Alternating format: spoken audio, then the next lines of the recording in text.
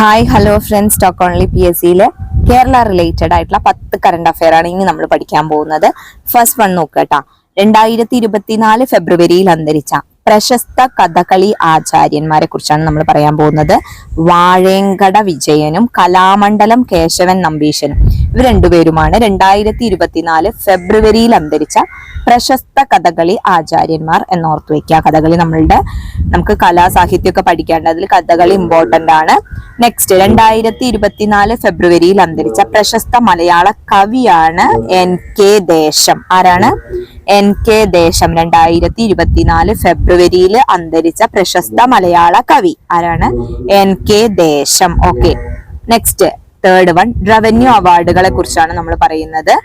2024 മികച്ച കളക്ടറേറ്റിനുള്ള പുരസ്കാരം, revenue award കിട്ടിയത് തിരുവനന്തപുരത്തിനാണ്. മികച്ച കളക്ടർക്കുള്ള പുരസ്കാരം ലഭിച്ചത് ആർക്കാന്ന് ചോദിച്ചാൽ കളക്ടർ ജെറോമിക് ജോർജ് ആണ്. തിരുവനന്തപുരം കളക്ടറായിരുന്ന ജെറോമിക് ജോർജിനാണ് മികച്ച കളക്ടർക്കുള്ള റവന്യൂ അവാർഡുകളിൽ മികച്ച കളക്ടർക്കുള്ള പുരസ്കാരം കിട്ടിയത്.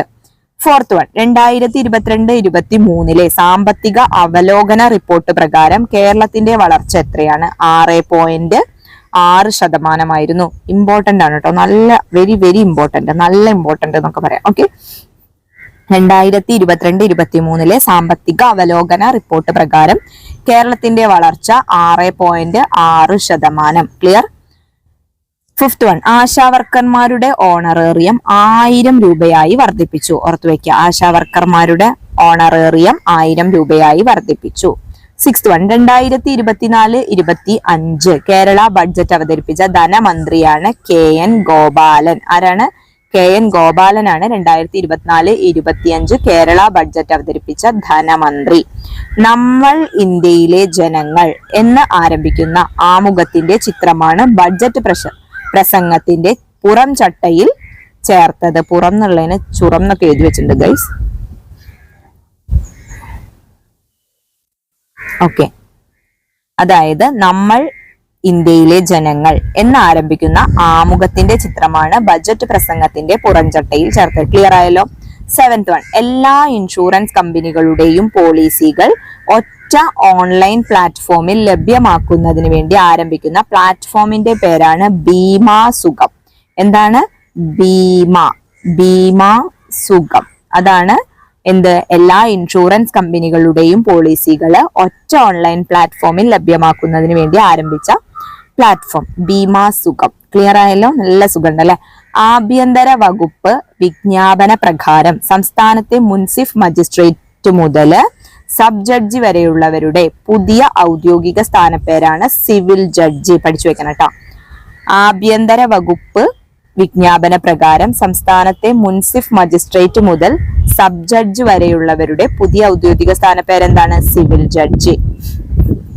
നയൻത് വൺ, ഗോപി നാരായണൻ രചിച്ച ONVയെ പറ്റിയുള്ള പുസ്തകമാണ് കാവ്യസൂര്യന്റെ യാത്ര. ഇതും നല്ല നല്ല ഇമ്പോർട്ടന്റ് ആണ്. വെരി വെരി എന്ന് പറഞ്ഞ പോലെ തന്നെ നല്ല നല്ല ഇമ്പോർട്ടന്റ് ആയിട്ടുള്ള സാധനമാണ്. എന്ത്? നമ്മുടെ ONVയെ പറ്റിയുള്ള ഒരു പുസ്തകമാണ്. ഗോപി നാരായണനാണ് അത് രചിച്ചത്. പേര് കാവ്യസൂര്യന്റെ യാത്ര. നെക്സ്റ്റ്, സർക്കാർ ജീവനക്കാർക്ക് ആകസ്മിക അവധിക്ക് അർഹതയുള്ള സാംക്രമിക രോഗങ്ങളുടെ പട്ടികയിൽ 48 വർഷങ്ങൾക്ക് ശേഷം 2024 ഫെബ്രുവരിയിൽ ഉൾപ്പെട്ട രോഗമാണ് ചിക്കൻ പോക്സ്. ഇതും എന്താണ്? നല്ല നല്ല ഇമ്പോർട്ടന്റ് ആണ്. ഓക്കെ, വെരി വെരി ഇമ്പോർട്ടന്റ് ആണ്.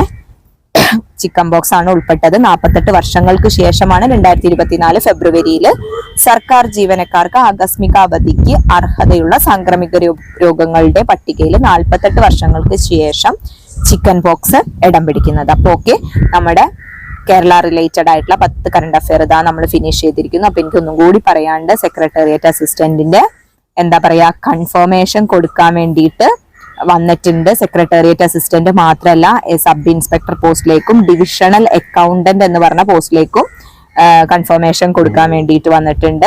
അപ്പൊ ഇതൊന്നും സിമ്പിൾ ആയിട്ടോ അല്ലെങ്കിൽ നിസാരായിട്ട് കാണാൻ പാടില്ല. മാത്രമല്ല, KASന്റെ നോട്ടിഫിക്കേഷൻ ഇപ്പൊ വരും എന്ന് പറയുന്നുണ്ട്. എല്ലാം നമ്മളെ കൊണ്ട് പറ്റുന്നതാണെന്ന് ഉറപ്പിച്ചിട്ട് സെക്രട്ടേറിയറ്റ് അസിസ്റ്റന്റിന് വേണ്ടി നന്നായി പഠിക്കുക. ബാക്കിയുള്ളതൊക്കെ മാറ്റി വെക്കുക. അതായത് ബാക്കിയുള്ളത് എന്ന് പറഞ്ഞാൽ പഠിക്കാനുള്ള കാര്യങ്ങളല്ല, ബാക്കിയുള്ള നമ്മളുടെ എൻജോയ്മെന്റ്സ് ഒക്കെ ഇനി കുറച്ച് സമയത്തേക്ക് മാറ്റി വെച്ച് സീരിയസ് ആയിട്ട് പഠിക്കാം. Okay, thank you.